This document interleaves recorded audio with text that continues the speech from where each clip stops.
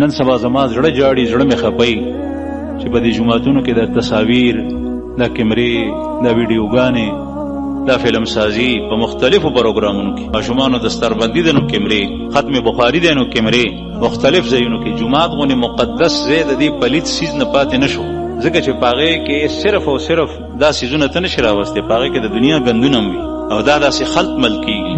دې ته نوم چې کوم یې ښه دی، دې کې یو پروګرام دی، د هغې نوم دی یوټیوب ټیوب. نو ستا ټیوب دی، دا بمبه ده، په دې کې چې څه تویې هغه پکې تویوه. نو په بمبه کې که متیازم ځي او که په هغې کې پاکې اوبه هم ځي او په هغې کې شودم ځي، نو تاسو ما ته ووایئ چې هغه پاک څیزونه پاک پاتې کېږي؟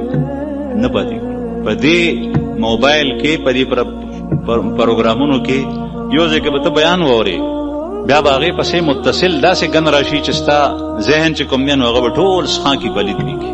او کله کله داسې چې زه په ایمان باندې ویرېږم چې دې سره ایمان هم بچ پاتې کېږي که نه. د دې وجه نه زه چونکې کمزور یم، په خپل ځان یېرېږم، نو ما کلونه وشول، تقریبا 6 کاله مې وشول چې موبایل ته ما ګوتې نه دي وړلي، استعمالوم یې نه، خبرې پرې نه کوم، خبرې باندې نه اورم. چېرته ضرورت وي نو د بل چا موبایل باندې ما ته د چا میسج راغلی، حالانکې ډېر خلک داسې دي چې هغې رابطې کوي ملک او بیروني ملک نه، لیکن نه کوم ورسره، ما ته پرې خپله نقصان رسي، زه کمزور یم.